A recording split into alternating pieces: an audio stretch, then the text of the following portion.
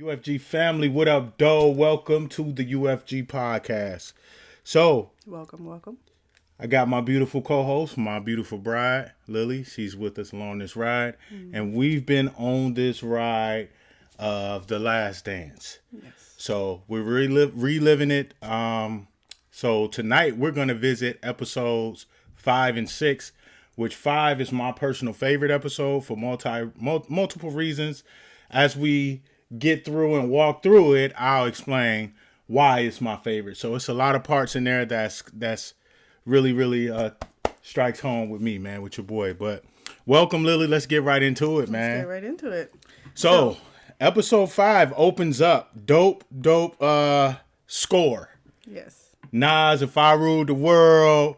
It's a 1998 All-Star Game, which is at MSG, Madison Square Gardens, the home of the New York Knicks. This is when Kobe was a young tiger, young whippersnapper. Yeah. And that's one of the reasons why this is my favorite episode, because it really highlights the beginning, the origin of MJ and Kobe's big brother, little brother relationship, how they got started, really. So. Yeah. Yep. So it's a beautiful dedication in the beginning. Yes.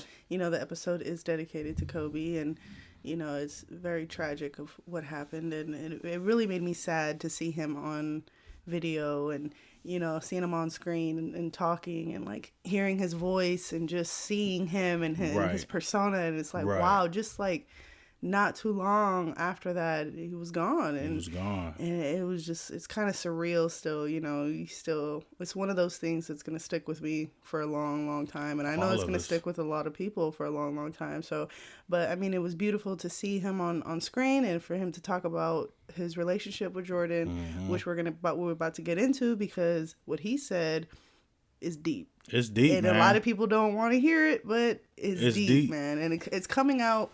It's coming out of his mouth, so you can't dispute that. You can't, go against that. So, all right, so let's start it off by, it opens up again with the All-Star debut of Kobe Bryant, and I have a note here where it says that Larry was the coach, Larry Bird. Yeah, and the Eastern. He said, "Well, we're here, we might as well win. Might as well win, right."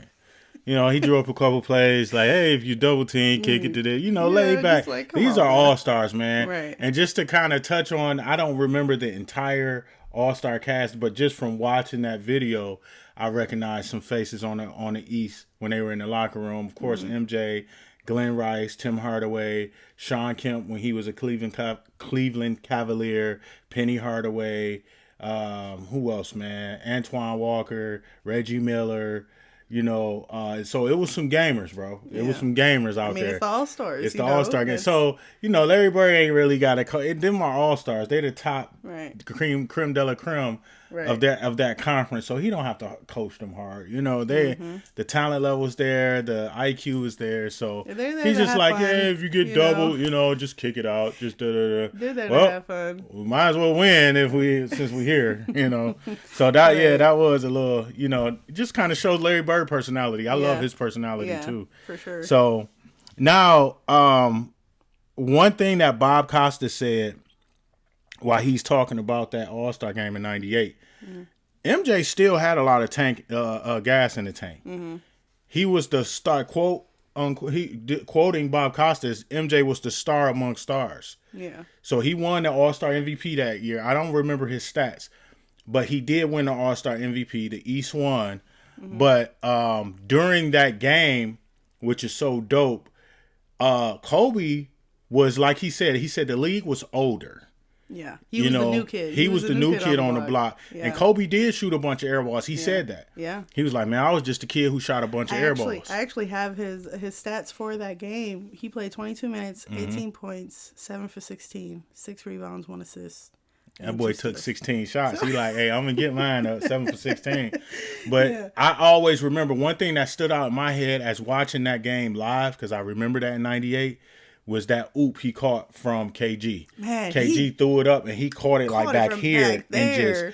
But seeing it live, it was like, oh my goodness, man. So I remember that. That was one moment that stood out about that All-Star game.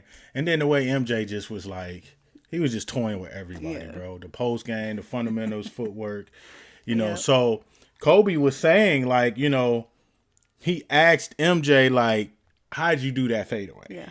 And he didn't expect MJ to give him a detailed answer. Yeah. The dope part about it is when Kobe's explaining that and you watching the visuals on the actual documentary, you see MJ kind of nestle closer to him a little bit. Like he's talking in his like ear he's a really, bit. Yep. you know, so MJ seeing a lot of himself in Kobe for him to open the door for him like that. Yeah. So, and I love the way that he said he gave him a detailed answer and he told him, hey, you need anything, just call me. Yeah. And Kobe really, really took that and like, okay. Yeah. And he did. So he said that's his big brother, man. That's big brother, little brother. And as you can see from, unfortunately, I hate to draw this connection, but from Kobe's funeral. Yeah.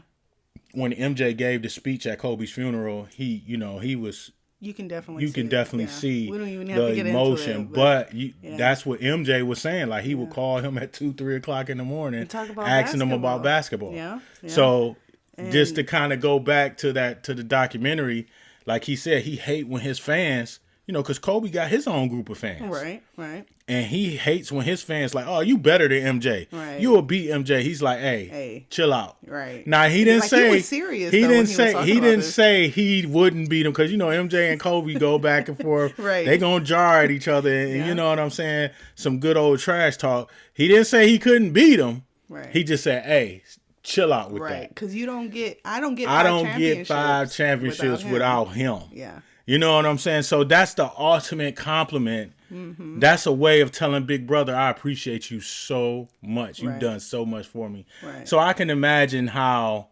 that can eat away at MJ emotionally, not having his little brother there, man. You know, so that's deep, bro. So that's one of the reasons why this episode is one of my favorites, because it really showed a side of Kobe that we really didn't get to see that much. And you don't see Kobe talking like that about nobody. Nobody. Kobe never talked with that kind of admiration. Like you can see it in his face, the conviction and the emotion when he's talking about MJ. You can see it. And I never seen that from Kobe before. And that's why this is like, you know, one of my favorite. That's one of the reasons why this is one of my favorite episodes too, man. So yeah, it was I just thought that was super dope. Yeah, so now the episode goes into it highlights Madison Square Garden, and Jordan says that it was his favorite place to play, and that's where he first played in the ones. So this is after the All-Star. Yes, this is after the All-Star. This is like a month after. It was March 8th. Yes. His last visit as a Bull to Madison Square Garden, because we know he played there again with the Wizards. But right? Yeah. We, you know, now we have hindsight. We know he played with the Wizards a couple years, but this was his last hurrah at Madison Square Garden. Well, at every arena. Yeah. So, but Madison Square Garden, like you said, was his favorite. Yeah. And he went back and pulled out the ones. This is another reason why this episode is my favorite, because it digs into the sneaker. Yes. It digs into sneaker culture, and it shows the origin of sneaker collecting and why Air Jordans are on a certain pedestal, you know, on a certain level that will never be knocked down by any athlete. Like, you know, Anthony Edwards is great, but his shoe would never do what Jordan's shoe did for people. Yeah. LeBron James is great. His shoe would never. Steph Curry, Kevin Durant, you know, all these guys, they're great players and they're great in their own right. And they're some people GOATs, but Jordans are on a certain level that no shoe would ever get on. Yeah. The closest person that came to it, he ain't even an athlete, was Yeezy. Yeah. Yeezy's really kind of was nipping at the throne a little bit, but as far they as didn't like quite get there. Popularity and culturally, and you know the hysteria behind it and all that, you know. But yeah, man, that was one of that's another reason why this is my favorite episode. It really dug into it. So back to what you were saying about the ones. Yep. So he says that Madison Square Garden was where he first debuted the ones. So he thought in his mind, okay, since this is gonna be possibly my last time, yep. He said, I'm gonna bring them out again. So he brought out the ones, man. He lacing them in the locker room. He putting them on. They do that slow motion of him going on the court, and you just see a nice close up of those. Man, they look so Chicago sweet, ones, man. yeah, bro. I need a pair. Sweet. I got the Lost and Founds, man. I don't have the 2015 Chicago ones. That's the last time they released the OG colorway. But man, without, it's such a classic shoe. Yeah, man, The it's silhouette, like, you cannot go wrong. So much of other shoes gain inspiration from that. Yeah. You know, you have the airships. You have, I would even say dunks. You know, you have those kind of silhouettes. You can kind of tell that it pulls from that Jordan. Well, 1. actually, they pulled. Well, I think because the ships came out first, because he wore airships before Jordan 1s was out. Oh, you know what I'm saying? So they corrected. Yeah. So they pulled from that, but I mean, as far as popularity goes, I mean, airships now. I don't think airships now is is the thing now with corporate items. Yeah. You see Armand Manier, you got Awake. You got so many different collabs with the ships, man. Right now, the airships they're really high up there as far as hype goes. And I feel like it definitely pulls from that nostalgia feel from that Jordan 1 absolutely. silhouette. Yeah, for sure. Absolutely. So we go on, and this is June of '84, and Falk is David Falk, MJ's agent. Yes, he's talking about his process on how he got the Jordans and how he got Jordan to get the deal with Nike. Right? Yeah. So I mean, if you guys have seen the Air movie, it goes Dope even movie, more man. detail. It's on Amazon Prime. Check it out if you ain't seen it. And it even goes into more detail about how that deal went down and everything. And man, it was like he did not want to go. He did not. He was telling his mom, "Look, I don't want to do it." He was telling everybody he wanted to go to Adidas. He wanted Adidas. He really was interested in Converse too, but Converse wanted to line him up with the other stars. Yeah, like a prototype. Not prototype. So they had Magic. They had Bird. They had Bernard King. They had Isaiah. They had all the same shoe, just different colorways to represent their team. Yeah. And they just wanted to throw Jordan in that same line, but Dolores, she like, Dolores is MJ's mom. Yeah. She was the mastermind, like, no. No. We not doing that. And plus, of course, MJ has to say so. Yeah. He's like, no. So Falk had the foresight to see Nike as this up and coming, startup. They're originally they didn't have no basketball line. They were track shoe, right? Yep. That's what they were known for. Yep. All their technology was geared towards running. Yep. So I mean, what perfect way to get that deal down, and then timing. Yeah, in timing. The stars just aligned. He hasn't even played an NBA game yet. And the stars just aligned where Nike was developing the Air Tech. Yes. So now you got Air Jordan. Yes. And it just like Howard White said, he like, Air Jordan? I like the sound of that. That got a ring to it. Yeah, that's H, man. H is he at that time he was a Nike employee, and he's in the movie as well, played by Chris Tucker. And at that time, he was a Nike exec, but now he's like on Jordan Brand. He's like up there in the Jordan Brand food chain. So Howard White. So man, H is dope too. Yeah. So they get into like David Falk. He sells them on the Nike thing, and then MJ finally listened to his mom. His mom was like, "Look, at least listen. You gonna hear them out at least. Go listen to see what they got, Yeah.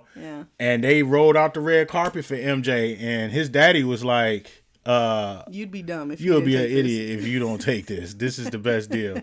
So at that time, to be a star athlete, and we're in the '80s, early '80s, mid '80s. And at this time, athletes like Arthur Ashe and, different athletes, they were getting, 100,000. Yeah. Like that was like if you were really good. If you were really good. You can get so they told MJ, MJ, y'all got to watch the Air movie again. Yeah. MJ and his team negotiated for $250 and some like incentives, and stuff like that. They really don't touch on that in the documentary, but in the movie, they touch on it. Mm-hmm. And it's like, they like, we gonna give $250 to a rookie? Like, a rookie? You know what I'm saying? Yeah. So at the end of the day, they had the financial forecast for Nike, which I totally understand. They sitting in the boardroom and they're like, okay, we gave this kid this money. this is what we plan on getting back in the first from year. investing. Yeah. So they predicted in 4 years. Oh, it was 4 years? Yeah, they predict. No, this was their prediction. Okay. They predicted in 4 years that they'll get back $3 million. Okay. Oh, and then it was the first The year. first year they got back $126 million. So it just blew everybody mind. Just think about that. 4 years. So you're thinking 4 years. So you getting less than $1 million per year. Mm-hmm. You know what I'm saying? Like $750,000 per year. That's what you thinking you gonna get back from this guy. This dude gets you back $126 million in one. Like, it's ridiculous, bro. And it gives you chills because it really shows greatness. Like MJ said, bro, it wasn't about just hype. It wasn't just because he wasn't the hype person in that draft. The hype person in that draft was Akeem Olajuwon. He was drafted number 1. And then Sam Bowie was 2. So it wasn't about MJ being hype and being like, oh, he the next coming. Mm-hmm. He went out there and he performed. Yeah. And that's what made everybody want that shoe. So they had stars like they had Nas. They had Justin Timberlake. Which I don't even know why he was there. Yeah, Justin Timberlake. I used to cut grass and I took out the trash and my dad gave me money to go. You're like, shut up, bro. But yeah, Nas made a good point because Nas in that era, Nas probably was like a teenager in the early 80s like that. So he said to have a pair of Jordans was like having a lightsaber. Like, you know, when you holding that, you know what I'm saying? Holding a lightsaber, Wars, which is Star Wars. And you know the impact Star Wars had on, on, you know, how the impact Star Wars has right now. You know what I'm saying? So that's just the, that's really kind of giving the insight. And like one of the execs said, man, before Jordans, basketball shoes was just worn to play basketball in. Mm-hmm. You know what I'm saying? You didn't wear, you know, shoes for lifestyle. Right. To style it with streetwear and like look where it's at now. Right. You know what I'm saying? Like look where we at now. So it's like this was what 30, 40 years ago. Not 40 plus years ago. Well, really 40 years ago because it's 84, 24. You know what I'm saying? Yeah, so 40 years ago, you know what I'm saying? It was just it's a whole different ball game right now, you know. And you know, so the Jordan sneaker has now become a cultural phenomenon. Cultural. It's impacted the youth. It's impacted the inner city kids. It's impacted adults, movie stars. It's impacted so many people. And like Jordan said, he had the game. Yeah. To back up why he deserved all. He said that. If he averaged 2 points a game, you ain't going to get no J's, bro. No. Come on, man. You ain't going to get no J's, man. If Jordan was a bum, we would have never, ever. Just like to Jordans today, like another celebrity we left out, Spike Lee. Mars Spike Blackman. Lee. Yep. So it's one of my favorites. That's when they made that collab. That's me when I was a kid. Now that's my child, because 84 I was 6. You know what I'm saying? So I wasn't old enough to really understand what was going on and things like that. Like one of the announcers said it was showing a commercial from 84 or 85, 86, somewhere in there, and he was saying like, oh yeah, MJ is hotter than the Cabbage Patch doll. See, people don't remember Cabbage Patch Dolls. When I was a little kid, dog, Cabbage Patch Dolls was a phenomenon. That was crazy. Yeah, Cabbage Patch Dolls when I was little. Yeah, bro, it was crazy. It was crazy. So, but Mars Blackman, that's when I really that was my love for sneakers was beginning. Like, I'm like, oh, I need some Jordans. It was that collaboration that kind of further catapulted. Yeah. Especially in the black community, being that Spike Lee was this up and coming director. He always had J's in his movies. You know, you had Will Smith on Fresh Prince wearing J's, him and Jazzy Jeff. Man, you know, you had Martin. They weren't wearing Martin no was wearing J's. They weren't wearing none of them. You know what I'm saying? They had the Jordan brand just really exploded into the urban culture, into the community. So, and a lot really had to do, I mean, it does go back to how he played the game and what he brought to the game, his greatness, because if he wasn't, then I don't think Nike would probably be in business that much longer. Yeah, man. I mean, in MJ's they probably would have made it in somewhere else, but not like how they do today. But MJ's game would made him such a marketing phenomenon, not just for Nike. Yeah. You know, for Gatorade, right, for McDonald's. McDonald's, for Hanes. Yeah. You know, you had all these big time brands. Oh my God. It was like that just, you know what I'm saying? Now I look at him now. Like Hanes, who cared about Hanes back then? As soon as Jordan was wearing Hanes, everybody getting beaters with Hanes. Right. You know, you don't want Fruit of the Loom, you want Hanes. You know what I'm saying? So he was a marketing phenomenon, man. Yeah. So everybody wanted, and it was because of, like you said, because of his game. It wasn't hype. It wasn't just, you know, oh, he's handsome and he's dark skinned or he's tall. No, it was because he was cold. He was the coldest basketball player to ever do it. Right. And so now, after it kind of touches on how Jordan Brand exploded, the sneaker culture really was birthed in that regard back then in the early 80s. Now it fast forward back to 98. Yeah. So he's having this amazing game in Madison Square Garden, and he's wearing the Jordan 1s. He even say before the game started, kind of rewind it back, this is the year he was wearing the 13s. So it was a pair of cherry 13s sitting on the table. Yep. And he was like, he had the Chicago 1s on. He was like, man, you put these on, man. It show you technology has took a turn, man. Yeah. You know, because you think about the tech that's in them 13s, you know, how they, you know, and then the tech from 84, you know, it's like, jeez. Yeah. But he says his feet are bleeding at halftime, but he having such a good game, he don't want to take the shoes off. He don't want to stop. Right. So, but at the end of the game, he said his sock was just dripping in blood, man. So there was this funny What did he score, 47 that game? I think so. So there was this funny moment between him and Patrick Ewing. MJ says, I had to go all the way back to 84 to whip y'all A. Yeah. And Patrick Ewing, he was serious. He was like, man, don't start that, man. Because you ain't trying to enjoy it. You know, he trying to just, you know, be cool with him. He came over to the locker room. And there MJ go trash talking. I had to go all the way. Oh, my God. It was a funny moment. You see, again, the personality. The camaraderie with them too, man. You can tell MJ and Ewing had a good rapport with each other. I ain't saying they was best friends. Or, you know. But even when Ewing started, just side note, just, you know, when Ewing started coaching Georgetown, his alumni, he went to Georgetown. He became the head coach of Georgetown boys men's basketball. They became a Team Jordan school. Team Jordan. So, you know, that shows that relationship Yep. that he has with MJ, man. So that's dope too, man. And then that's somebody had dope. Also mentioned that at this time, Jordan, he wasn't playing basketball anymore. He just figured out how to win. Yeah, BJ said that. But hold on though. That's when that was the 92 season. Now we're it rewinded back. I forgot to write that down. It rewind back to the 92 season. You know how the documentary jumps around, goes back and forth based on, it's categorized on subject. Yeah. So, you know, it time travel based on whatever subject. So now it went to the 92 team. Yeah.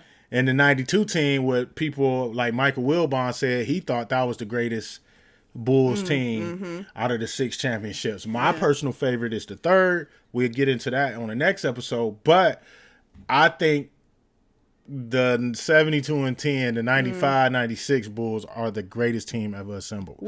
That's my opinion. Real quick, out of all the 6, which one's your favorite sneaker? Out of the 6 championships, my favorite has to be the Bread 11s, bro. Same. I mean, you can't. The Bread 11s, that's number one, no matter what. Yeah, bro, you can't. I don't know, bro. The Bread 11s are just. I can remember how I felt when I first seen those. The Concords too, but the Bread 11s though, I had a different feeling because I'm partial to black sneakers. You know that most of my collection is black sneakers. I love black sneakers. White sneakers is cool, but it's like something about black sneakers with that whole, because I grew up in the Fab Five, and then when MJ used to start wearing, he started off wearing like black sneakers in the playoffs. He would wear white sneakers through the whole year, and then when he get to the playoffs, he would wear black, just like he did with, I think he started it with the 3s. He wore the white cement 3s, and then he wore the fire red 3s, and then when it was playoff time, like he'll wear the white cement 3s when they got the white Chicago homes. On the road red, he would wear the fire red 3s. Then when it was playoff time, he would wear the black cement 3s. Home and away. Didn't matter. Same thing with the fours. He would wear the white cement fours at home. He would wear the fire red fours on the road. And then the playoffs, the shot, he had on the bread fours. You know what I'm saying? On, yeah. Same thing with the fives. He would do that. He had fire red fives. He would wear on the road. He could do that because he went to the playoffs every year. You know what I'm saying? So it's like, I love black shoes. So when I seen those bread 11s, bro, it just did something to me, bro. I just lost it. And with that red translucent sole, it was just like, oh, I gotta have those. Yep. And so out of the 6, that's probably my favorite sneaker. That's a good one. But yeah, bro, that's so now we're back to 92 with BJ. So we talking about MJ and Portland. Okay, yeah, but like BJ said, he was like, MJ not even playing ball no more. Right, he just figuring out like how to win the game. He was the best offensively. He was the best defensively. He said he just figured out how to motivate his team and just keep them in the game. And then when it was time to win the game, he go win the game.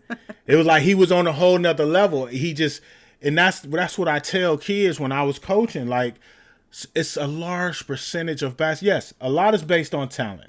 A lot is based on heart. A lot is based on, but it's will and IQ, bro. You got to be cerebral. You got to be cerebral to play the game at the highest level, man.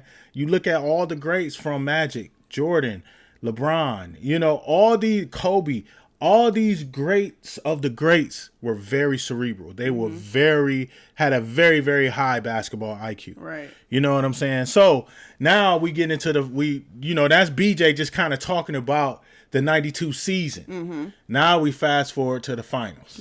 Right. So now they playing Portland in the finals. In 92, I think Portland was 57-25. So they had a pretty good record, decent record. And they get and run into the Bulls. So now MJ got this chip on his shoulder because I remember this year too. I remember this because I watched it live. It was a narrative. It was a narrative that MJ could not shoot. And they were saying, oh, he can't shoot. Clyde Drexler can shoot. And Drexler could shoot. MJ even said it. He said Drexler was a threat. He respected Drexler. Here it says, MJ says that Drexler was a threat, but took offense that he was compared to him. And they would compare him to, they would say Drexler was better than MJ because he can shoot. What did MJ do that first game? Shrug it out, bro. Shrug it out. 6 threes in the first half, which is still a record to this day, held by him, Steph Curry, and Klay Thompson. They all tied with 6 3-pointers in the half. But you know what I'm saying? This is a person, Michael Jordan, who's not known for his jump shot. Right. To most people who are not fans of him, he's not known. I know his jumper was wet. He had a jumper. He just chose not to shoot three. Like it wasn't that type of game. Yeah. His mid range was a 99, bro. Right. You know what I'm saying? His mid range and post game was 99. Why is he gonna go out? So why I need to shoot threes? Right. And I can kill you from right here, and then I can still hit threes if I need to. Right. You know what I'm saying? But the game wasn't played that way back then, like it is now. You got people now on the fast break. What they do? First thing they do, they run straight to the 3-point line. That's what they want to do. MJ on the fast break, he dunking on you, right? And getting the and one. He'll get 3 that way, right? You know what I'm saying? Or go up like he'll work for that 3. And one. You know what I'm saying? Right. So but anyway, so he took offense to that, and it's funny how in the shows again, MJ and Magic Johnson's relationship. Yeah. Yep. So Magic was on. He was a color commentator for the finals that year. I remember that, and he said they were having dinner before Game 1, and he told Magic like, "Look, I'm about to bring it. I'm about to give it to this dude. I'm about to give it to this dude." Pause. Yeah. I'm about to give it to this dude. So, and he said every time he hit a 3, he'd glance over at that table and look at Magic like. He started heating up, and then he just lost it. MJ just went in autopilot. If you're a basketball player, bro, and you ever played on a high level, and you ever have a game where the rim you can't miss. Yeah. You just go on autopilot. That one game that's just like I've had that before. Everybody who've played who were pretty good in basketball, and you played in an organized league of some sort. Whether it's high school, whether it's whatever, you know what I'm saying? You've had a game Where it's it's like nothing else but you and the rim. That's it. it's just one of those. It's like, I don't know, bro. I don't know. And I've had those games before. Yep. You know what I'm saying? So not at that level. No. The NBA Finals. I ain't never had that level, but I've had at games. whatever level, I'm sure people can relate to that. Hey, look, yeah, it's just but me as a and the hooper, game. Yeah. as a hooper, you know, dog, you get them when you feel like, oh, he can't check me. Mm-hmm. It's over with. You know that at jump ball, oh, he can't check me. Yeah. You know what I'm saying? So MJ just went crazy. And, you know, and Portland had a squad, man. They had Terry Porter. They had Clyde Drexler, Jerome Kersey, Buck Williams, Kevin Duckworth. You know what I'm saying? The list goes on, bro. They had a squad, bro. It wasn't like, there's that narrative. Yeah. Oh, Portland wasn't even good. Nick wrong. Portland wasn't good. LA was old. Portland wasn't good. It's like, dog, shut your mouth. How please. did they get to the finals if they're That's what I'm saying. Like, shut your mouth, bro. Like, I hate that people don't respect the fact that MJ grinded for all 6 championships. Nobody handed him the rings and said, here you go, MJ. Right. Just beat us. Right. We want you to beat us. Because you're the greatest of all time, so we want you to beat us. Mm-mm. According to Nick Wright, that's how MJ got his championships. I can't stand that crap, bro. That's bull crap. So, but anything bull crap, you get it? Yeah. But anyway, yeah, so that's the 92 finals, man. Yeah. They beat them 4-2. And, you know, they made it competitive. Portland won a couple games, but, you know, MJ never seen a game 7 in the finals, man. Yep. So, and, I mean, hey. 4-2 to them. We'll holla. So, okay, so now we go from them winning the championship Dream team. Jerry Krause. Oh, yeah, Jerry Krause. That part. Oh no. So Jerry, he just had to mention that it's a great organization. While he still got champagne dripping off of him. Like he couldn't even wait till next week to do an interview with somebody. Like, oh, this is a great team. Yeah, sure, but it's all about the organization. From the top down, it's the organization that wins championships, not just the team. It's like, bro, shut your mouth, because you never hit a jump shot. You never drew up a play. He had that, and I'm quoting from an earlier episode. I just can't remember who said it exactly. That little man complex. Yeah, and bro. It's just, it really kind of dampered that. He had to be noticed. It's like, sometimes you don't need to be noticed. Sometimes it's the best that no one knows who did it. Like, I don't know if you guys as listeners or if you, babe, you ever been in a situation where you've done something for someone. Mm-hmm. You don't need that recognition, bro. No. You just happy to see what you did for them works. Right. You know what I'm saying? It ain't like, hey, I gave him $20 to put in his gas tank. And that was me. That's how he got to work. It was me. Like, no, bro. Yeah. Just sit back and shut up. You know what I'm saying? And that's where that humility comes. That's humility, right? Just being modest, bro. And it's non-existent in this world. But at the end of the day, man, like I said, the champagne still dripping off this dude while he's saying this.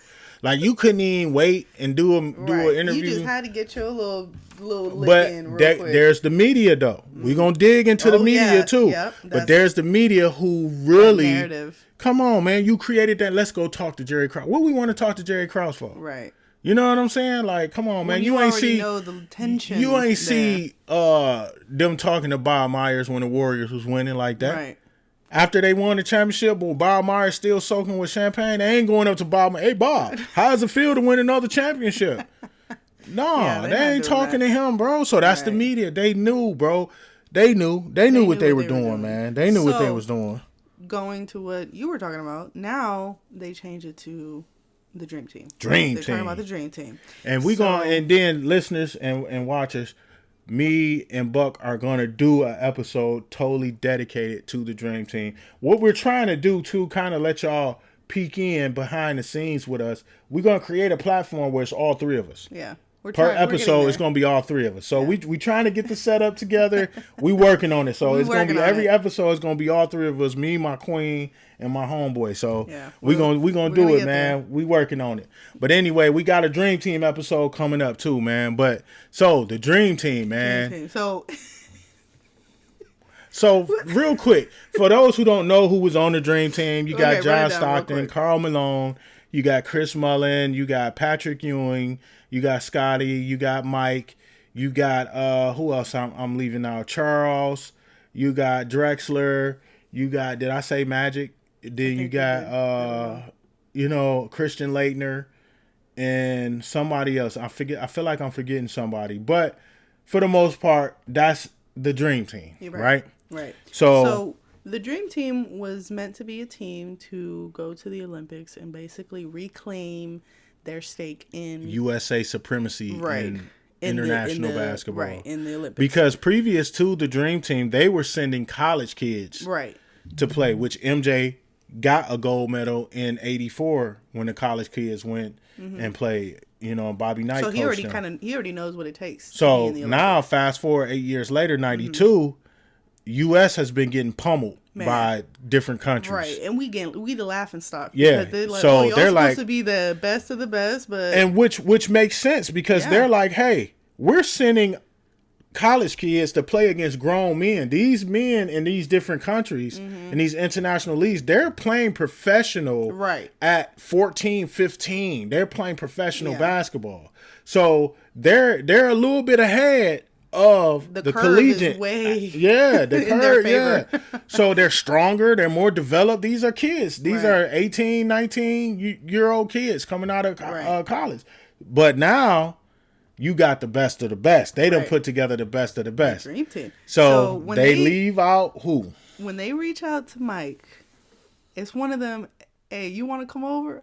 Who all going to be there? Who all going to be over there? Yeah, man. And it wasn't... And it wasn't that, you know, he said that he never named Isaiah. Everybody just kind of already knew. Well, Isaiah, see, this the thing, bro. This the thing. Okay, let's get it. This the thing. See, Isaiah lost. I love Isaiah Thomas. He will always be one of the greatest point guards to ever play the game. I mean, MJ puts him behind. Absolutely, and he can't stand him. Yeah. So Isaiah is one of the greatest point guards ever, bro. And I mean that with every fiber of my being. But at the same time, he dropped a notch in my book after 91. Yeah. When you don't shake hands and walk past with your head down, that was corny and that was weak. So that really kind of nullifies anything you got to say, Zeke. I'm sorry. But the end of the day, it wasn't everybody, because MJ was such a megastar and he is such a megastar. They just amplified him and Isaiah's non-relationship. Right. Putting it politically correct. Yeah. They just amplified that. So now when they amplify that, they forgetting Isaiah didn't have a good relationship with Karl Malone. Nobody who was on the Dream Team. Isaiah didn't have a good relationship with Magic. Scottie Pippen hated Isaiah Thomas. You think MJ hated Isaiah? Yeah, Scottie hates Isaiah worse than MJ. Yeah. You know what I'm saying? So it wasn't just MJ. MJ said, fine, if you want to put it on me, put it on me. Yeah. But it wasn't just me. Right. You know? He said it. Isaiah said, yeah, he checked the boxes. Talent-wise, he did. Yeah, he deserved to be there talent-wise, yeah. But would have ruined the chemistry? Absolutely. Absolutely, it would have ruined the chemistry. Yeah. So, with that being said, it's like, you know, and I remember those days, too. Everybody was mad. Isaiah was on there, and John Stockton.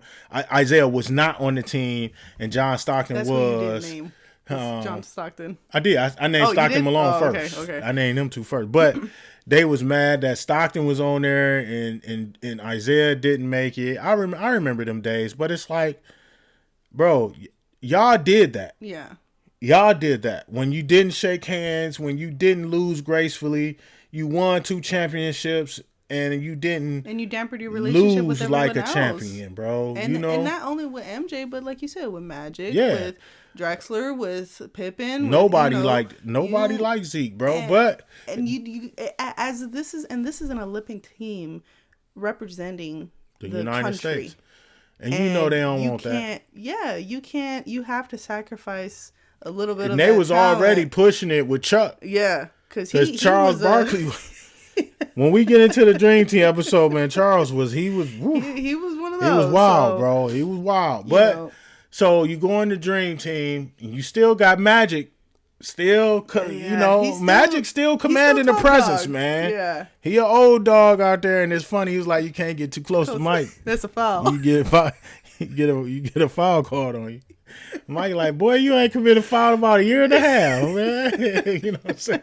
So To see the inside, even Larry Bird died laughing with Yeah. that. So to see the inside and to see their camaraderie and their attitudes, So that was really dope. They kind of go into detail about one particular day in Monte Carlo for practice. When they was practicing. Yeah, So, see, I wish I had the shoes down I was here. about to say, I have a note here where they show sheriff the in new town. sheriff in towns. I know you have When we do the those. dream team, I'm gonna show those shoes and explain It's what a great those mean. sneaker too. Now that I gotta wear them. I wore them twice, and I had them for like 2-3 years whenever they came out. Yeah, the Trophy Room 7s for y'all who don't know. Trophy Room 7, new sheriff in town is the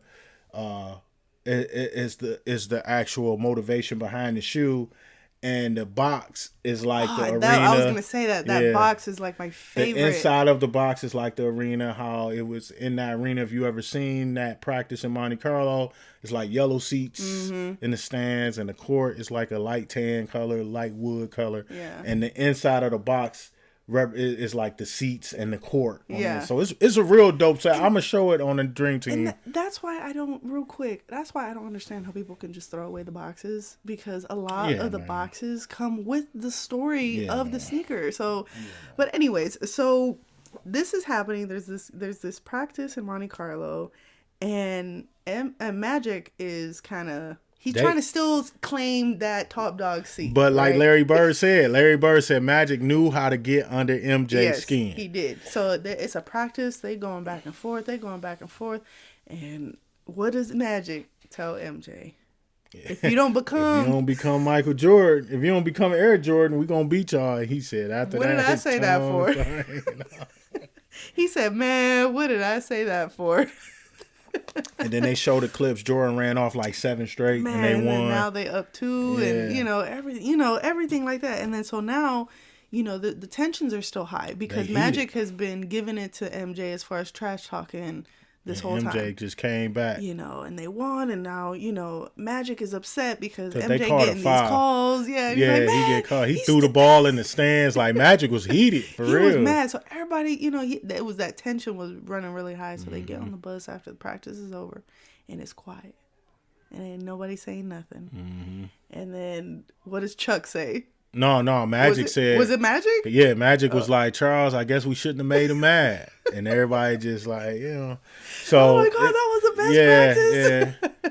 but that just show you Magic's character to see, to read the room and understand the temper and really understand, like, hey, it's him now. I mean, just imagine though, it's if him. Isaiah He took the torch there, with that, bro. But if Isaiah was there, that whole chemistry, I don't even want to speculate on if, because we don't know, man. I don't know. I feel like with as much as they did, it definitely would. The chemistry the definitely would have been changed. Yeah, but it would have been different. But at the end of the day, man, it was just those are the best of the best at that time. Yeah, and for MJ to show out like that, that really showed Magic. Like, he that guy. And everybody, it's a new sheriff in town. Everybody acknowledged that it was a new era. It's a new sheriff in town. So now we fast forward a little bit to now it's the game, right? Tony Kukoc is the talk of the town. He plays for Croatia, and Croatia, he's the talk of the town because Jerry has said that he would be the future for Chicago. And he need to sign Scotty. You need to pay Scotty, bro. Scotty is probably arguably at this time in the NBA in 92, Scotty is a top 5 player in the entire NBA. And you're fawning over Tony Kukoc, bro. Right. A non-proven, Kukoc was good as we seen, in hindsight now. He's solid we player, know, even MJ said he was a great teammate and he loved Tony Kukoc. But come on, bro, the way they threw him at him, like, hold on, man. So they went out there and they shut him down where he had like 4 points, like 2 rebounds. And it was more of a statement to Jerry than anything personal because it didn't have nothing to do with Kukoc. He was just, he just caught strays, bro. He just caught the strays, bro. That's it. That was it. So, all right. So now. So they go on. Hold on. So they go on. They win the gold medal, right? Okay. Yeah. So they go win the gold medal. This is a dope thing about MJ that I love. MJ, I forget the guy's name. He worked for Reebok and they designed Yeah, their the jackets and their stuff. jackets, their whole warm-ups. And that was for everyone in the Olympics, like not just the basketball. That was for the swimmers, from gymnastics. All Team USA. Every Team USA had the same get down. So, and it had like, it was a jacket and it had Reebok written out on it. So MJ like, nah, he Nike, he Jordan Brand, he's the Jumpman logo now. He's so competitive. Yeah, y'all got to keep this in mind too. At this time, the Dream Team, he was wearing the 7s. The 7s is the first shoe. Just a little bit of info for you youngsters. 7 is the first shoe they removed all Nike branding off the shoe. So it's just there was no Nike Air on there. There was no air bubble. There was no check. There was no nothing. It was all 23. 23 and Jordan and the Jumpman logo. That was the only thing on the 7s, and he wore the 9s, the Olympic 9s. Well, the Olympic 7s that had the 9 on the back. Excuse me. And you gotta understand, he's his own brand now. Right. Now he done went over. You know, the 6s. You know, they had that Nike Air on the heel, and they got the air, you know, that was the last one with the air bubble and all that. Now, the 7s, none of that. Right. You know what I'm saying? Jordan. Now, the tech is inside. Yeah, you still got the air tech in there, but now it's Team Jordan now. Right. Now we on a whole nother level. So you think he going to wear Reebok? For real. And at that time, Reebok was corny, bro. Like, Reebok ain't had nothing popping in 92, bro. It wasn't no Reebok became real popular with people. The Reebok pump was decent with D Brown. That was decent. They were some decent hoop shoes. But compared to Jordan and Nike, no, it wasn't even close. Yeah. Allen Iverson is the only one that made Reebok pop like that. Like where you gonna go out and get some Hexalites Reeboks. You know what I'm saying? And Shaq did too. So he was so competitive to the point that he was refusing to wear any other kind of brand, no matter what he was doing. I'm not wearing no branding. No. And he did it so genius.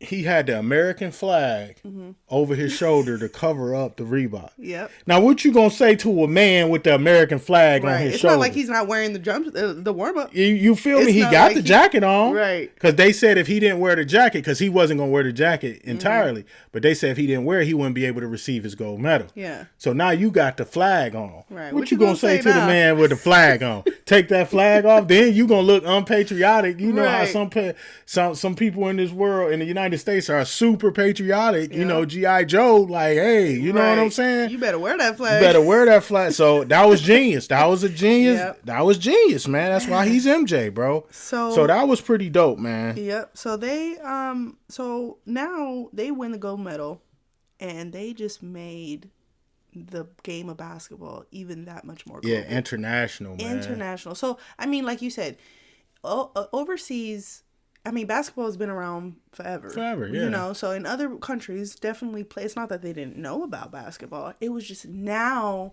it became even more something to pursue. It was bigger because you had foreign players back in the 90s, man. You had Drazen Petrovic. You had Sarunas Marciulionis. You had Arvydas Sabonis. You had all these international players that was cold. Yeah. You know what I'm saying? So they was always hoopers. It's just Jordan he exploded it. Yeah. It was just like, wow, you know, they got the Gatorade, like Mike came out right after that. Yep. Right after the Dream Team. Again, with the branding and the marketing, and it just became so they had the Gatorade, but when the Gatorade was in glass bottles. I remember that, bro. I remember that, man. That's crazy. Yeah, so now, you know, we won't touch too much on that because I know you guys are going to have your own episode on the Dream Team, but man, that really, I mean, it really brought the game of basketball to a greater audience.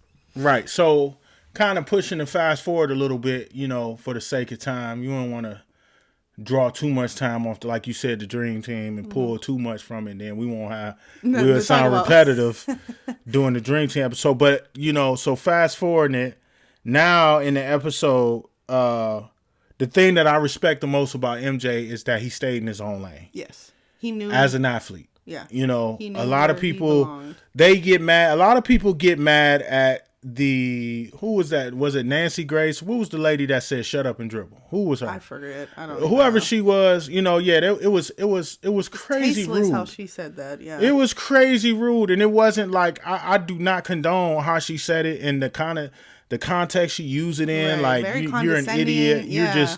You're just an athlete. You don't know anything. Just play. Right. Like he's just like a jock. But when I say "shut up and dribble," it's not from that context. Mm-hmm. It's from the context as I'm an athlete. I'm not a philanthropist. Mm-hmm. I'm an athlete. I'm not a politician. Right. I'm an athlete. I'm not in the political arena. Right. Don't mix those up, bro. Because as soon as you Especially mix if you don't those know up, about it yeah, at all. bro. Don't and we seen LeBron take some heat for the China thing, speaking out on political affairs where you had no. That's not your bit. About. That's not your thing, bro. Yeah. Yeah, you can bulldoze people and dunk on and get 32 points and 8 assists and all that. But politics, that's a different animal, and really I admire MJ for staying out of that. Yeah. Now you got Barack Obama who want to come on there and say, "Well, when so they had a really racist senator and a black senator running for a race." Yeah. And the really racist senator, Jesse Helms, and I think Richard, I forget the black guy's name. Harvey. Harvey. I kept wanting to say Harvey Dent. Harvey Grant, I think is his name.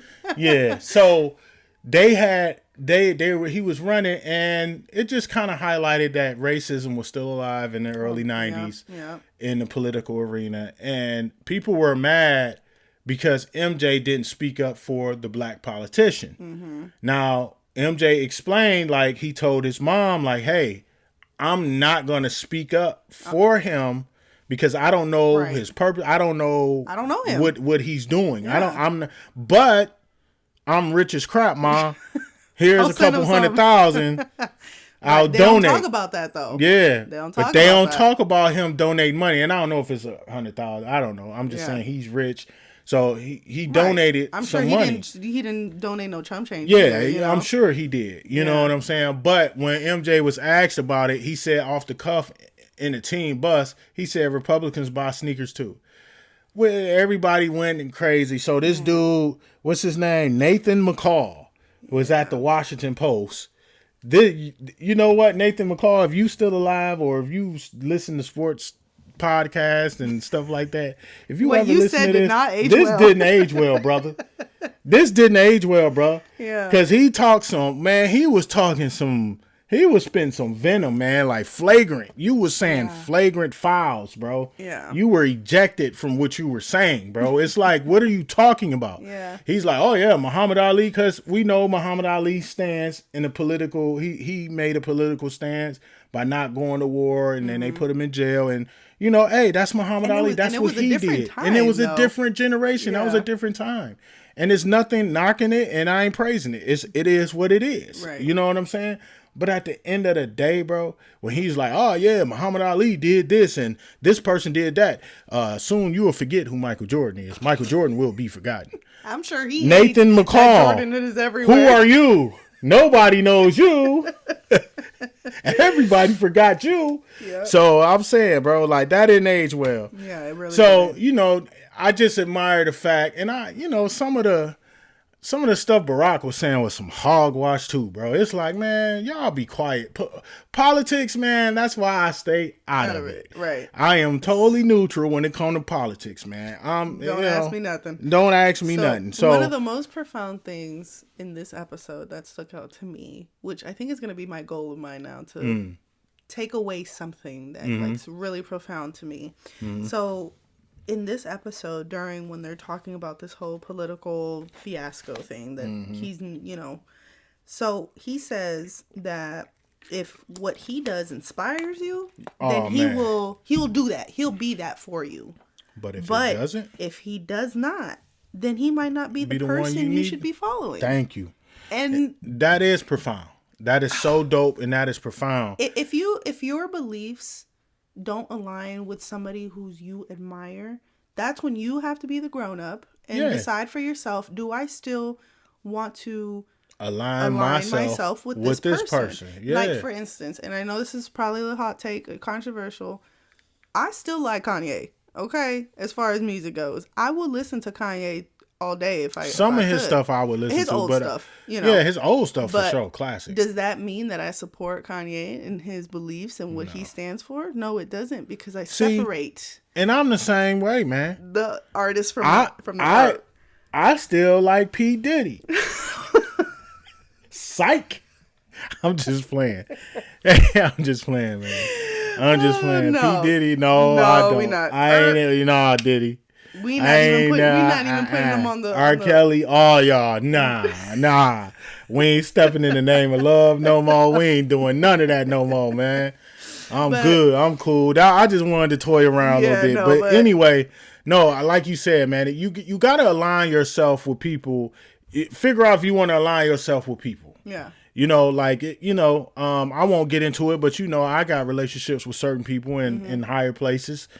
And, when things happen, some things might be unsavory to me that happen, but, it's like, do I align myself with that person? Do I continue on? Do I ignore it like a child and and be caught up in fame, be a fanboy? Right. That nothing they do, they Right. don't stink, figuratively speaking. Yeah. But at the same time, it's like, no, you, like you said, you be an adult, put your big boy, big girl pants on and make that decision, whether you want to align yourself with them or not. And you can't get mad if a person who you do admire doesn't speak out on. They're not obligated. Just because they have all this influence does not mean that they're obligated to speak on subjects that, for one, they probably don't even really know all the facts about. Just because they're a celebrity, that means that they have to speak out on these political things. And that's the thing that I hate. It's like, because you have a platform, that doesn't make you a politician. It doesn't make doesn't make you a philanthropist. Like, you just don't, when you get your first $1 million check, you just become a Aristotle, philosopher. Like, yes, right. You just know everything. My first $1 million. Right. So the wind blows and the blue sky is the like, what, dog? Like, no, bro, you still from 7 Mile and Greenfield, and you know what I'm saying? You like fried chicken and all that, man. So, but anyway, I hate how they tried to draw MJ as this picture, and they tried to say, oh, well, like Obama. Well, yeah, that did damper some people's feelings about. The majority, no, it didn't. No, it didn't. Because when I was a kid, I had no clue about politics and I didn't care. But I did see this man winning rings. So whatever you saying is like, whatever. Look at him now. Yeah. You on his show talking about, oh yeah. I was kind of upset a little bit. I mean, if you were really upset, you would have never did this. Yeah, now you own, but you own The Last Dance, so stop it, bro. Okay. Now they fast forward back to 98. Yes. So now they doing his last hurrah, and they talking about, this is the end of episode 5. Yeah. So this is another reason why it's my favorite episode. The music, bro. Man, this it opened up. So good. It opened up with Nas, "Five Ruled the World," and it closed with Outkast, Rosa Parks. Yeah, baby, yeah. And why did they do that? Because they were in Atlanta. Kick back, yeah. So they're in Atlanta. Yeah, bro. They're playing Atlanta in 98. It's just a regular season game. Everybody moved. They had to put the game in a football stadium. Yeah, the Georgia Dome. To accommodate. I've been to the Georgia Dome too. To accommodate how many fans were coming to see Michael's last game. Yeah. 62,000 people. 62,000, bro. Put that in perspective. God. And it still had room for more people, but the way it was arranged for a basketball game and not a football event, right? That 62,000, bro. That's my God. That's crazy, man. To catch and MJ on his last that's hurrah. Not even full capacity of the actual stadium itself. Man. It's because if they were to probably fill the whole stadium, they probably couldn't even see. Yeah, it's probably a fire law, marshal, fire marshal. You just can't. 62,000, and this is a regular season game. Yeah. Well, his last visit to Atlanta, as a Chicago Bull. Right. So, you know what I'm saying? At that time, what everybody thought was the last, because we all knew. I remember in 98, I was an adult. Mm-hmm. I was an adult. I was 19, 20 years old. So I remember in 98 that, you know what I'm saying, that MJ was done. Yeah. I knew it was over because the stuff that Jerry Krause was saying was irreconcilable. Yeah. There was no You know coming what I'm back from saying? You that. couldn't reconcile what he was saying. Yeah. The idiotic things that was coming out his mouth in '98. Mm-hmm. If Phil Jackson wins 82 games, he's still going to be fired. Like you're an idiot. You're an idiot. So instead of focusing on the rings that we're winning, you want to focus on but making hey, this change. Sense. Me and you, if this was just me and you talking, I'll say something. But we got an audience, so I gotta behave. But you already know what I want to say. You know how they do, man. Yeah. It's like power trip, man. You gotta have that. All right. So now that ended episode 5. Mm-hmm. So now we're gonna get into episode 6. So episode 6 it begins off. It really highlights and focuses on MJ fame. Yeah, I kind of dubbed it the fame. The fame episode. Yep. And I don't really have much notes on this episode, so yeah, this episode is really kind of like we're gonna wing this one, man. Yeah. I got some cool notes. Yeah. I do want to focus on that '93 finals. Okay. That's at the end of this episode because that's my favorite, my personal favorite. Remember watching as a kid. Out of the 6. Okay. You know what I'm saying? So, but anyway, this one, the fame episode, really puts things in perspective, man. For people who want to be famous, like, I don't know if y'all ever seen the Wendy Williams documentary. It's so sad. Yeah. It is horrible. Mm-hmm. But Wendy Williams, I bring that up to say that Wendy Williams was saying, like, her whole life, all she wanted to do was be famous. Yeah. Like, dude, I never, ever wanted fame. Mm-hmm. I don't have it. Yeah. But I'm good. Yeah. I'm cool that I don't have Fine that I don't have it. I want it to be just like this. I want to be a regular person. I just want money. You know what I'm saying? Just give me the money. Yeah, I can keep the fame. I want the bread, bro. Right. So it's like fame though, man. Fame is stronger than heroin. Like in Jay-Z's words, fame is stronger than heroin, man. So it's like that fame, MJ is really letting people in. Like, look, bro. The episode opened up with him doing this commercial. He's doing the shoot for a commercial, and he's saying the same line, but he's wording it differently. Yeah. But you can see he's sitting there. He's probably been sitting there for hours. Yeah, and he's just sitting there just like, I'm ready for this to be over. Just irritated. And look, just to keep things in perspective, y'all, when my wife do me like that, when we taking pictures or we doing reels and she like, come on, and I'm just like, oh man, again. And she's like, yeah, again, So I get it. I get what MJ, but at least MJ was getting paid probably millions of dollars to sit there and do that. I ain't getting paid yet. So, but anyway, right. So the fame, and then it catches him, then it pans to him. Whoever doing the documentary, whoever's shooting, the camera team that's shooting, they knock on his hotel door. Yeah, he opened the door. He opened the door. Like, come on. Yeah, and he's got a cigar, and he's on the phone. He's probably likely on the phone with his wife at the time. Yvette. Yeah. So likely he's on the phone with her. Is it Yvette? Is his wife's name? I think it is Yvette Jordan. No.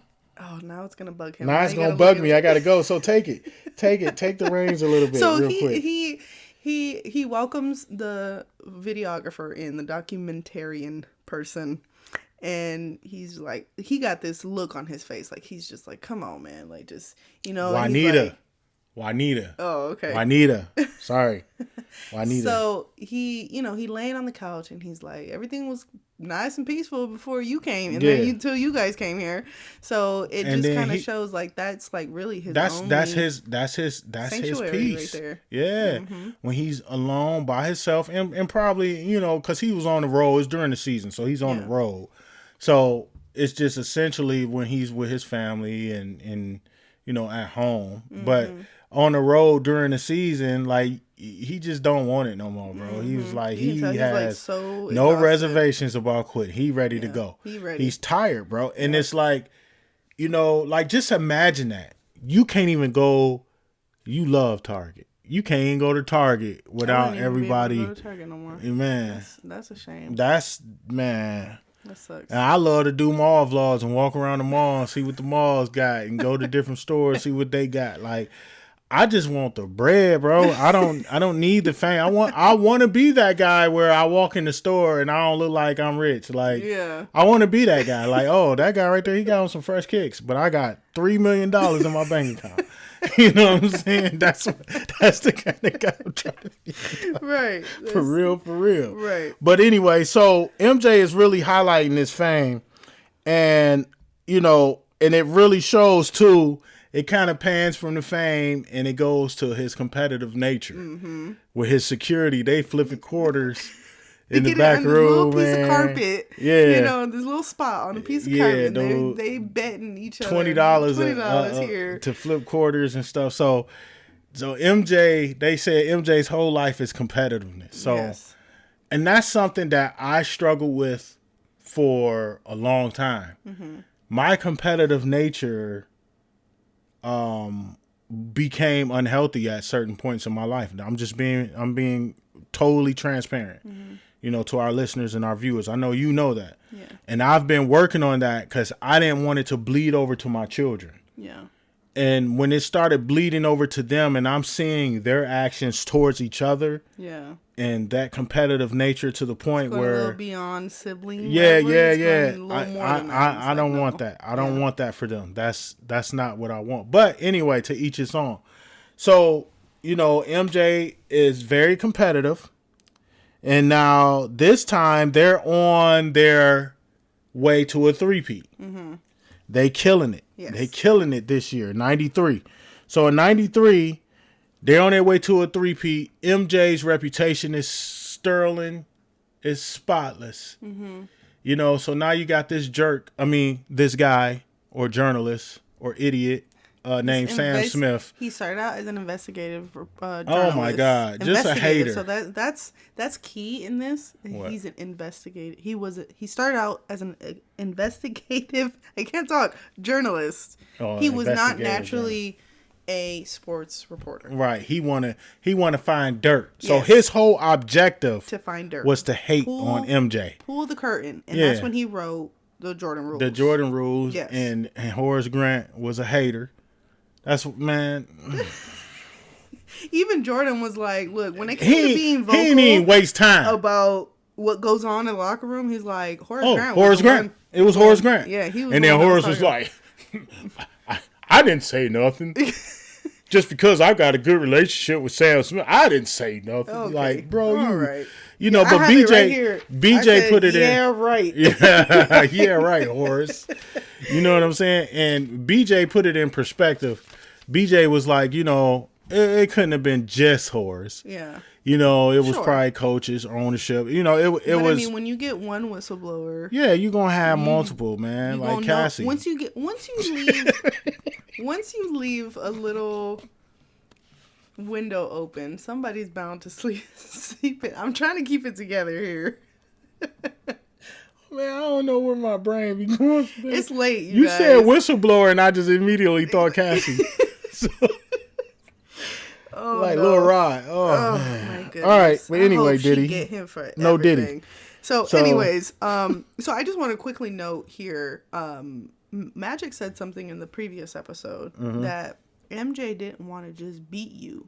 He wanted to. He even growled. He's like, ugh. He wanted to demolish you, to crush you. Yeah. And he's like, man, it's not good enough just to beat me. You want to crush me too? Yup.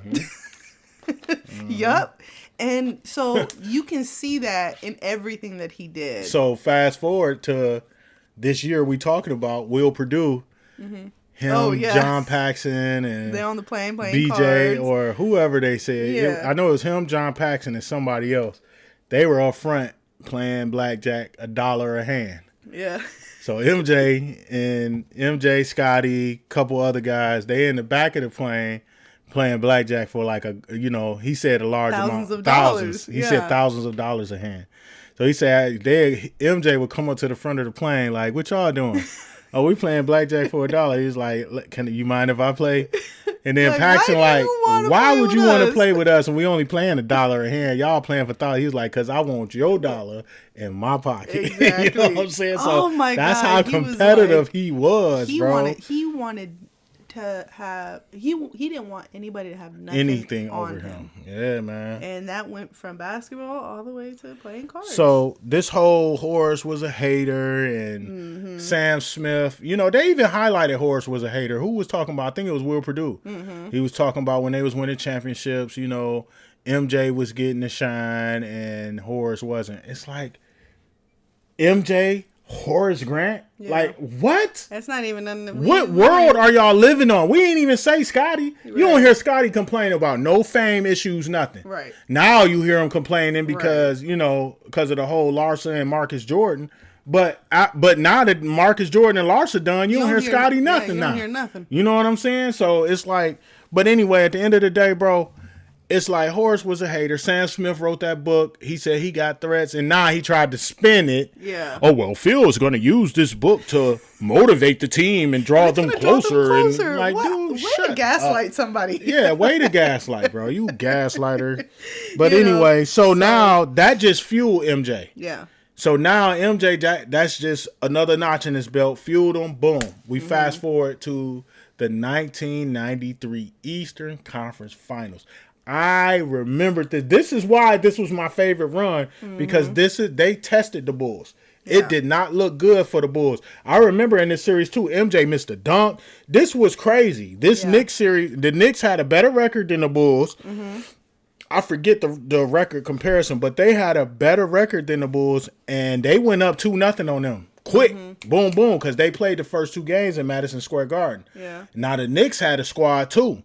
They had Xavier McDaniel. They had Patrick Ewing. John Starks was doing good at the time. Anthony Mason. They had Doc Rivers. Yeah. They had, I think Derek Harper was on that team. They had a squad, bro.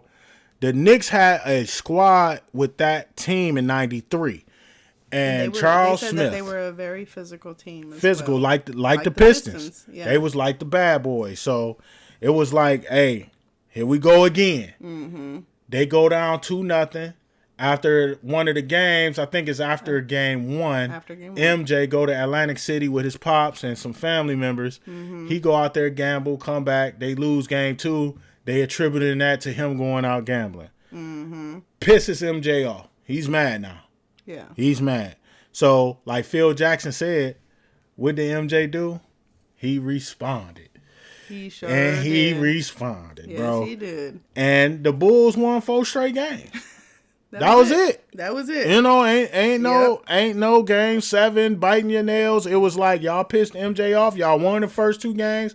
The media came down on them. That was it. He even went on like a media ban. Yeah. He shut up for the media because all they were asking him was about this gambling stuff and does he have a problem? Is it an addiction? Can he stop himself? And then where he was like, look, I ain't talking to nobody. I mean, when you're watching the documentary, you see photos of like him being swarmed. Yeah, it's like him media. In the middle, and you got like a swarm of microphones and people with their hands out.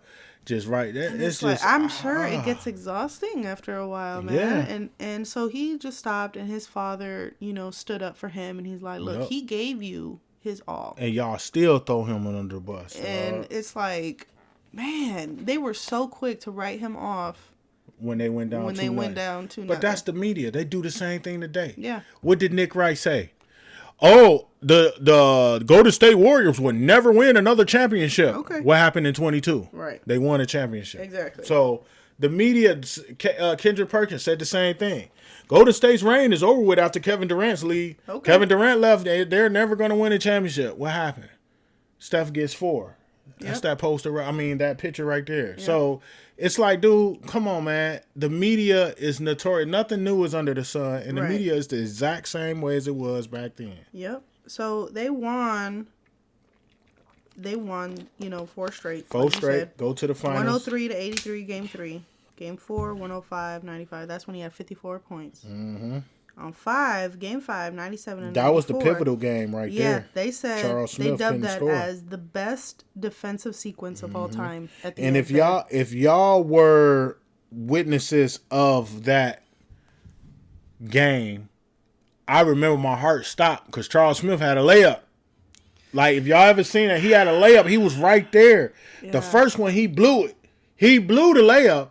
then got his own rebound. Then MJ swiped it, and he got it back and tried to go up again. And I think Scotty blocked it from behind, and then he got it back again. And I think Horace Grant hit it. That's and why they call it the best and defensive Horace Grant sequence. grabbed the rebound and threw it out to Mike, and that sealed the game. Yeah. And then in Game 6, they did it. They took them out. It was a wrap. To 88. 96 to 88. 96 to 88. So then we fast forward to my favorite finals performance out of the 6. This is my favorite because at this time, 1993, I was 14, about to be 15 years old. And at this time, I'm full aware of MJ. I understand basketball. Yeah. I get what's going on. Yeah. I'm a big boy. I'm playing basketball, yeah. On an organized level. I was playing, and I think I was in high school at this time.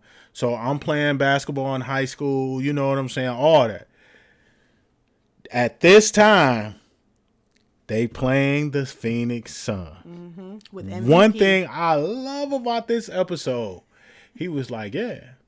I was pissed off that Charles Barkley got the MVP. Mm-hmm. But it was like, fine, you got that? I'm going to take this one. I'm going to take this one, boy. Go ahead. You can have that regular season. You can have that. I'm going to get this. So just to kind of put things in perspective, got some stats for you guys who are stat nerds. Mm-hmm.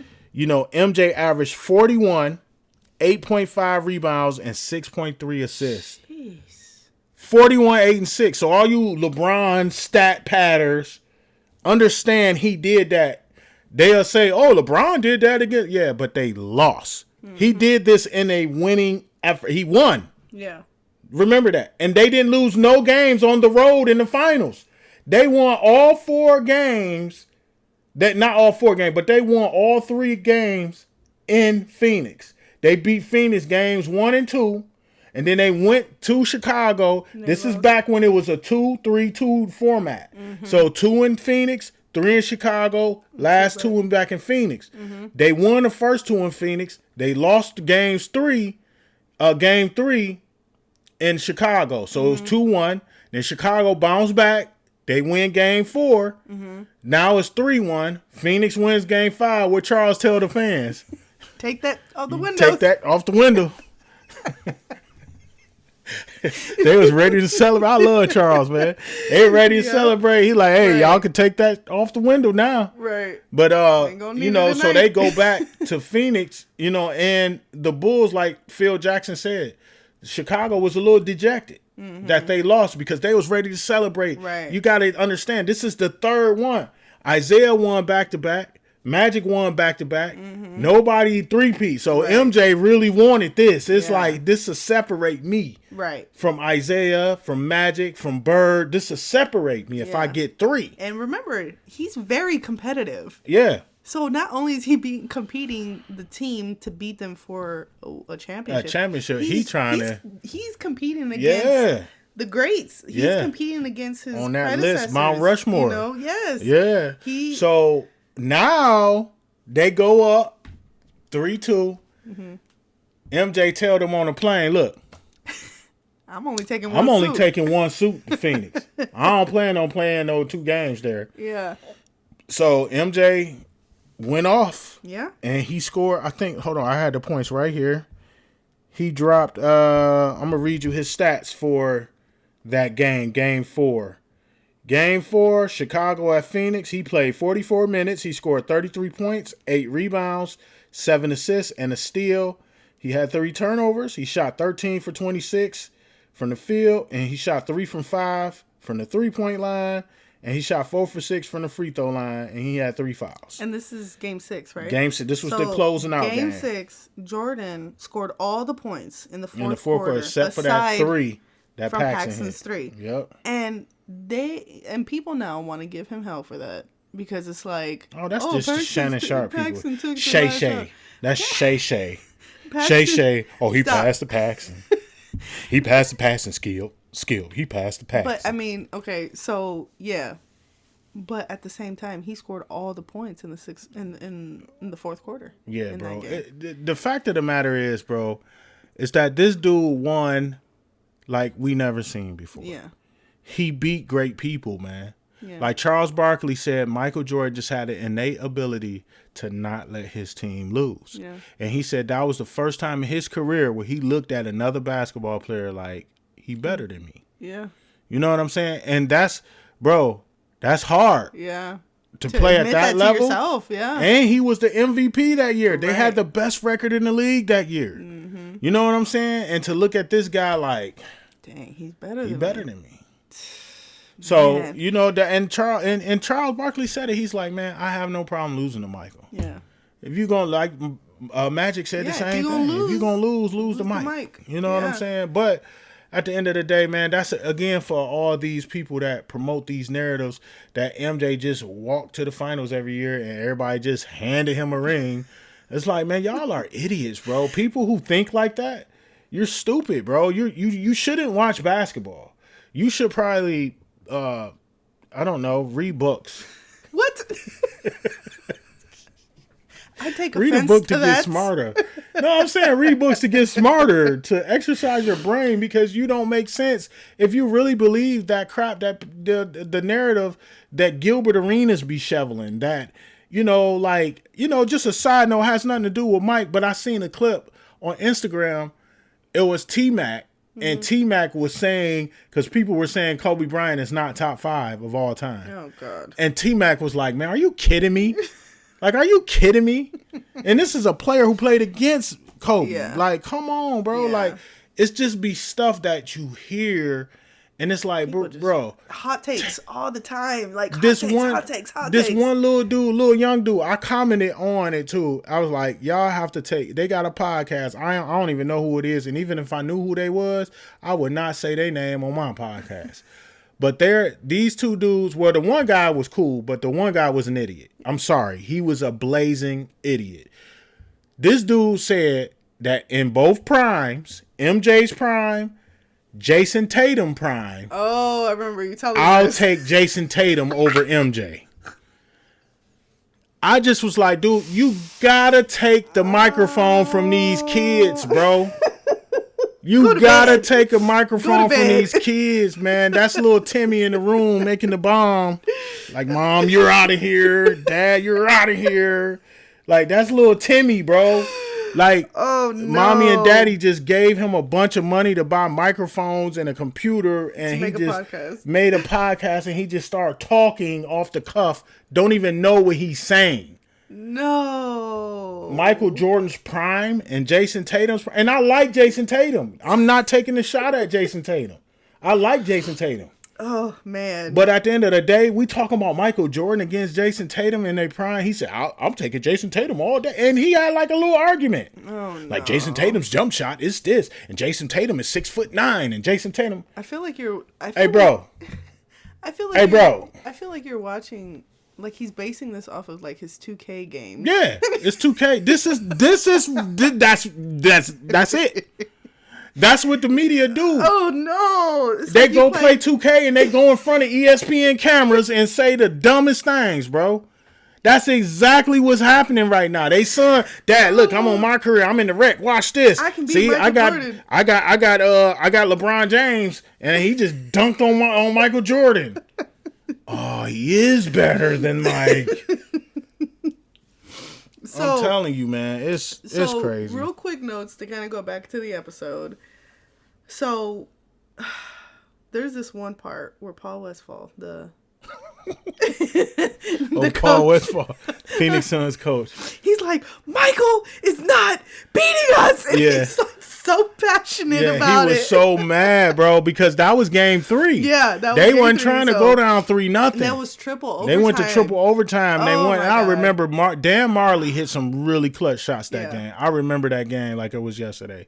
Dan Marley hit some clutch shots where I was like, man, and Frank Johnson. Mm-hmm. Frank Johnson hit some big shots, man. So Richard Dumas, he balled. They had a squad too, bro. They had KJ, Kevin Johnson, Barkley, Danny Ainge, Richard Dumas. They had a squad, bro. They had a squad. And speaking of Marley, Jordan said that he had his number because Jerry liked him. Jerry Krause loved Dan Marley. Traverse City, too. Dan Marley from Traverse City. And he was like, that was just enough. Just for Jerry that was liking some him, that's fuel enough. for him, bro. That was enough for him to find that fuel to go against. Go at him. And that's why he averaged 41, 8, and 6 on his head. Jeez, like, my goodness. And then, so now they win the championship, right? They beat Phoenix in 6. That three-peat.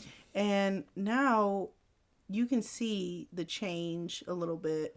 And you can see that Jordan is more relieved than he not is joy. joyous. Like Paxson said, it wasn't pure joy. It was more relief. Yeah. And when they asked MJ after, you can tell, because think about 91 when he was elated. Yes. He was like holding the trophy and he was crying and Phil said, you did it the right way, all that. And then you fast forward to 93, he just kind of was like, okay, I'm tired.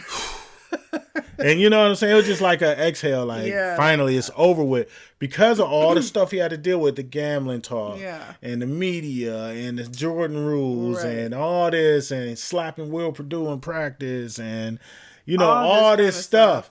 Yeah. So, it's like, they even asked him, they say, well, MJ, was it a relief when you won, or was it joy? He was like, a little bit of both. Mm-hmm. But really, it was, it was more of a relief. It was more of a relief. And even, Phil Jackson said it.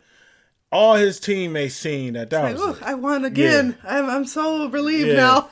they seen that was it. BJ even said it. He was like, man, they can tell he was tired. Yeah. And that was it. Mm-hmm. And we know from, hindsight, having Michael, viewing his career, he went and played baseball that very next year, but we'll get into that detail on the next episode. Yep. So because that'll be episode 7 and 8. This episode ends with the Bulls in '98 starting the playoffs against the Nets. They finished the season 62-20, which tied the number 1 record in the league with the Utah Jazz, which they will later face in the NBA Finals. So that year in 98. So, man. He's pointing to the picture for our listeners. Yeah, for our listeners. I'm sorry. I keep, I'm so YouTube ready. I'm always doing YouTube. Yeah. So. But yeah, man. But anyways, that's how that episode ends. That's how that episode ends, man. Our review for this episode is a little shorter, like I said, because it kind of just genuinely talked about fame. Just the fame. And and I think the last episode, we really expounded and kind of dragged on a little bit longer with that one because it talked about the sneaker community. Mm-hmm. So we had to really dig into that. Yeah. And it talked about Kobe. We dug into that. And that was my favorite. That's one of my favorite episodes. Yeah. Out of the 10. Episode 5 and, of course, episode 10. When MJ sitting there playing the piano after he get that 6 we know. You know what I'm saying? He playing that piano All right. Well, that's it. But that'll do it, man. Thank you guys for listening in. Thank you guys for watching. And it feels good to relive this. And when did The Last Dance drop? It was during the pandemic. I think it was in 2020 or 21. It was 2020. It was towards the end of the summer 2020. Okay. I remember y'all was having watch parties. And we had watch parties. Me and my homies, man, we had the on watch Zoom, parties. on Zoom because it was pandemic. Yeah, because it was the social distancing, and we had no idea the effect of COVID at that time. So. And then the sneaker resale market just exploded after episode 5. Yeah. Because I remember, quick story. I remember I was on GOAT and I was going to get a pair of the Chicago ones. Mm-hmm. I was going to get a pair of them and they were like $400. And then I was going to get a pair of the Off-White 5s. Mm-hmm. Remember when those first came out? Because I had I didn't hit on them. I lost out and everything. You was missing a lot. So... I was looking on GOAT, and I remember those was the 2 shoes on my checklist. Yeah. I was going to afterpay them. Yeah. And the Chicago ones was like $400. And I was, at that time, like, man, it's been no $400, man. Man, you get $400 now, it's a good deal. Right. If I get those for $400 right now, it's like, them fake ain't they? But, so... I seen him for 400, and I was like, man, that's a lot. And probably some listeners like 400. This dude crazy. You spend that much money on shit? Yes, I do. Sometimes, you know, I put it in perspective. We still have a house, a roof over our head. We have 2 cars. You know, we work. Okay, get back to the story. But anyway, yeah. Back to the story. You see how I get, bro.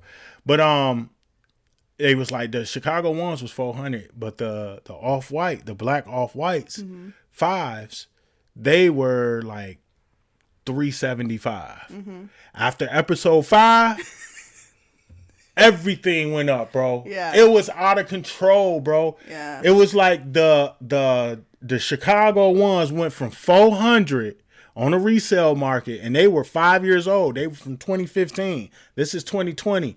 Them mugs went from 400 to like 1,200 overnight, just like that. Just like that. I was hurt, bro. I wanted to cry. Them off-white 5s went to like 900 overnight, just like that. I was like, oh my God. Stock market. But I ended up trading. I traded a couple shoes and added. I ain't even on. I added a little cash, like a little cash. I traded those GG, the Mambacitas.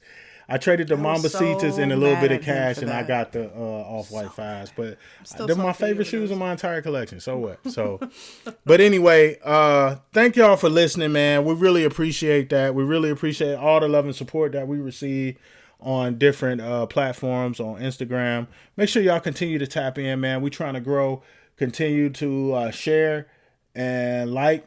Let's get the algorithms on our side. We almost halfway to 1K. Yes. Road to 1K, man. So that's the objective right now. That's the next benchmark. 1K. We're going to do a special giveaway when we get to 1K.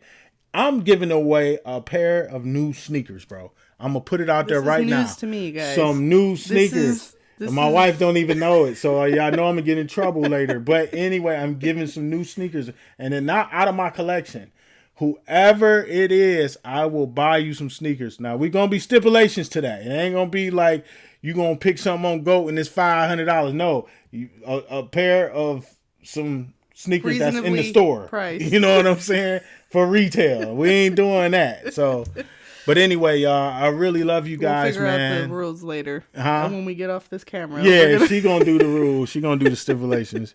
It's gonna come down to some XJ900s, man. Like, no, I'm just playing. But thank you guys so much for listening. You guys, we truly appreciate it. Thank you for hanging out with us. I know this is a long episode, but hey, you know what? It's a podcast. Yeah, man. Just play it in the background while you're driving to work. I know some podcasts that be like 3 hours long, or bro. You're cleaning your house, or you're doing something. But thank you so much for listening. And we truly, truly appreciate your support. So, and like we said, we're gonna end it here. Yeah. This show is gonna grow. We're gonna get it where it's all 3 of us, me, Buck, and my queen. You know, we're gonna be all on the same screen soon. So we working on it. We investing in the setup, and we gonna get things going for you guys, man. Yep. So again, thank you. We love you. I know we keep saying that, but we do. We really appreciate it. And we love you guys. And this is why we do it. We do it for you guys, man. So we'll see y'all on the next one. We'll see you on the next episode 7 and 8 coming up soon. Remember, tap in every Monday morning, 9 a.m. You got YouTube. You can visually see us and listen. You got Spotify where you can listen, and you got Apple Podcasts where you can listen. So every Monday morning, 9 a.m. So we'll see y'all next Monday, 9 a.m. for another episode of the UFG podcast. I love you guys. Tap in. We'll see you on the next one. All right? Peace.